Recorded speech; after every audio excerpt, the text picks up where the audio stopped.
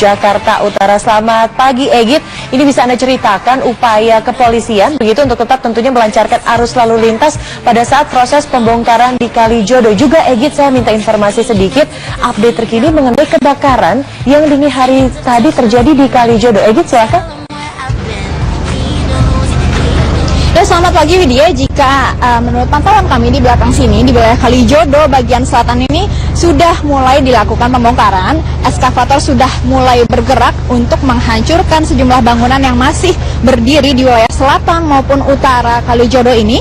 Ada 10 eskavator yang sudah memasuki wilayah inti yang akan dibongkar dan ada 3 yang masih bersiaga di sisi sebelah selatan dan juga sisi sebelah barat.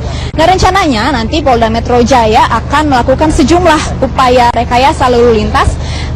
Sejumlah ruas jalan nanti akan ditutup, Widya. Di antaranya ada Jalan Bandengan Utara dan Jalan Teluk Gong Raya. Sedangkan untuk arus kendaraan dari arah barat akan dialihkan ke Jalan Kapuk Muara dan kendaraan dari arah timur akan dialihkan ke Jalan Jembatan 3 dan Jalan Jembatan 2. Tadi juga sudah dilakukan apel pasukan gabungan pada pukul 6 waktu Indonesia bagian Barat tadi. Nanti ada 5.000 personil gabungan yang akan disiagakan untuk membantu melancarkan upaya pembongkaran pada hari ini dari TNI, Polri, Satpol PP, dan dari Pemprov DKI Jakarta. Namun tadi saat apel memang ditekankan sekali bahwa eksekusi pembongkaran yang akan dilakukan hari ini akan sebisa mungkin mengedepankan asas-asas humanis dalam mempersuasi ataupun membongkar bangunan-bangunan yang masih berdiri hingga pagi ini.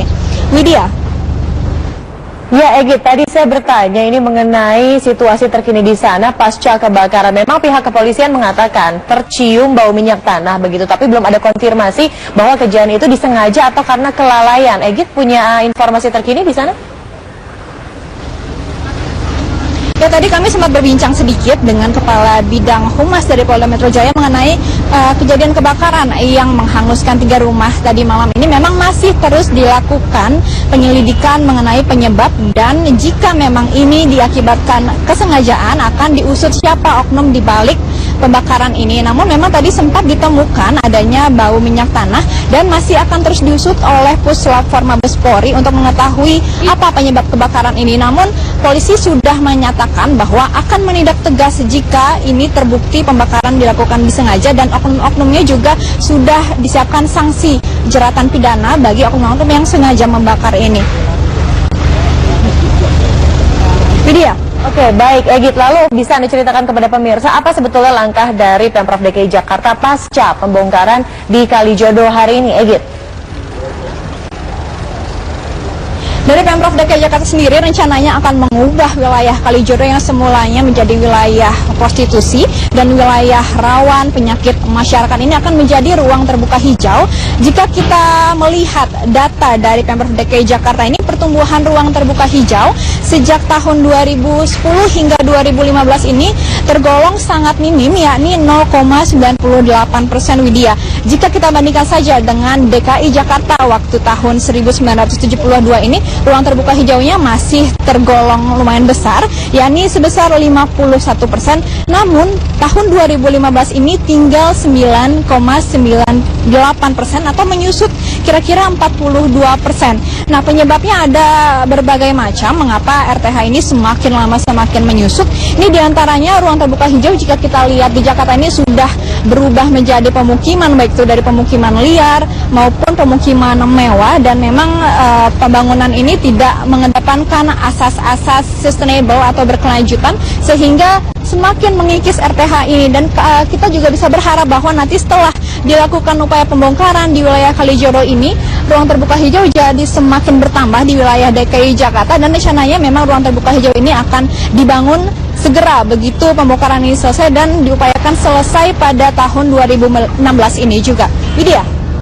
Terima kasih rekan Egit Hapsari melaporkan langsung dari kawasan Kalijodo. Kalau tadi Egit mengatakan bahwa sangat penting ruang terbuka hijau di Jakarta, sebetulnya seperti apa atau sepenting apa sebetulnya pertumbuhan ruang terbuka hijau untuk Jakarta? Kami akan membahasnya dengan pengamat tata kota yang sudah hadir di studio. Selamat pagi Indonesia, Kang Yaya Supriyatna. Namun selepas jeda pariwara berikut ini, untuk itu tetaplah bersama kami di Selamat Pagi Indonesia. Bagus Angke di Jakarta Barat. Kalau misalnya bisa ke belakang saya ini akses kedua menuju Kalijodo Jakarta Barat yang juga aksesnya diblok oleh pihak pengamanan. Bisa Anda saksikan layar kaca di Jalan Pangeran Temboko Sangke yang mengarah ke arah sana diblok oleh para satuan pengamanan khususnya pihak polisi setempat.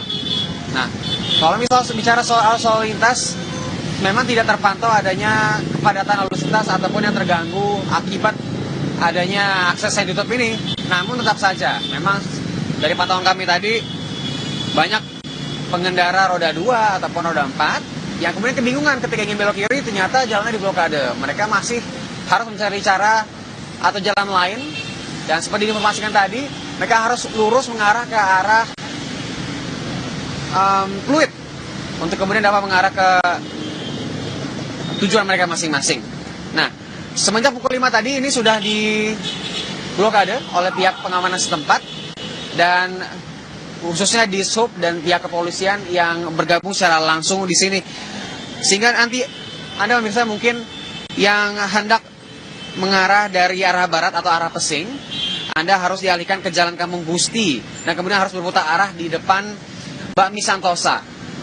Jika Anda mengarah dari Grogol, Anda harus melewati Jalan Jembatan 2. Akses di sebelah kanan jalan saya ini, Jalan Jembatan 2 Timur dan juga Jalan Jembatan 2 Barat. Kalau lalu lintas, pantauan kami tadi tidak terganggu sama sekali. Tidak ada kepadatan lalu lintas ataupun kemacetan yang diakibatkan dari penutupan akses ini. Hanya beberapa pengendara saja yang kemudian bingung, kemudian mereka harus memutar jalan lagi. Karena mereka mungkin tidak waspada dengan adanya informasi dari penerimaan Kalijodo yang perkiraannya akan berlangsung seharian penuh, sehingga akses di Jalan Pangeran Temboko Sangke ini akan ditutup kemungkinan seharian penuh ini. Revie. Ya, Randy, tapi sekali lagi situasi di lapangan lebih kondusif ya, Randy. Harapannya demikian begitu. Apakah mungkin ada potensi masyarakat yang berada di tempat Anda mengabarkan memang tidak terlalu dekat ya dengan lokasi kawasan Kalijodo, tapi yang juga berupaya untuk menghalang-halangi petugas?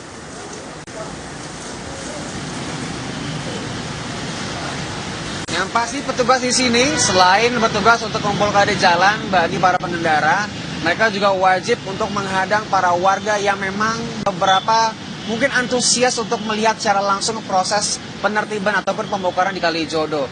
Diingatkan sekali lagi dan juga ditegaskan oleh berbagai elemen, mulai dari gubernur hingga para satuan pengamanan di sini, tidak ada satu orang pun yang boleh masuk ke area ini kecuali para satuan pengamanan, wartawan, dan orang-orang lainnya yang berkepentingan.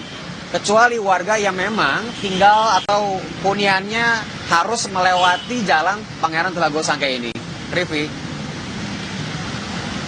Randy, bagaimana memastikan bahwa warga yang memang tinggal di sekitar Kalijodo adalah memang benar warga yang tinggal di sana, tidak mencari alasan untuk menonton, barangkali melihat bagaimana jalannya pembongkaran di sana? Apakah ada identitas diperlihatkan barangkali di sana atau ada cara lain?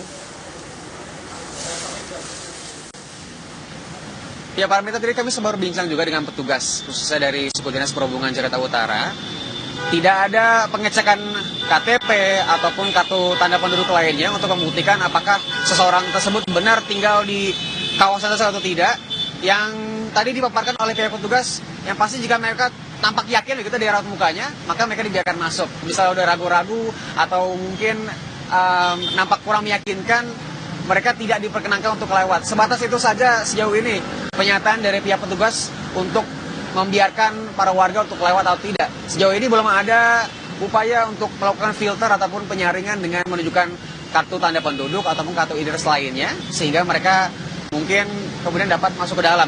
Untuk jaga-jaga saja mungkin kami menghimbau kepada Anda, jika memang Anda harus kembali ke hunian Anda di kawasan yang kemudian akses kebetulan ditutup, persiapkan saja KTP ataupun kartu tanda penduduk lainnya atau kota identitas lainnya untuk perlihatkan kepada petugas sebagai bukti bahwa Anda memang tinggal di situ.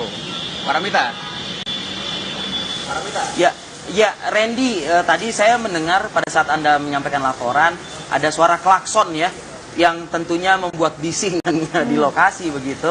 Apakah memang ini warga bisa menaati atau mematuhi peraturan pagi ini yang diberlakukan oleh aparat polisi lalu lintas dalam hal ini adalah yang saya maksud pengalihan arus seperti itu, atau mungkin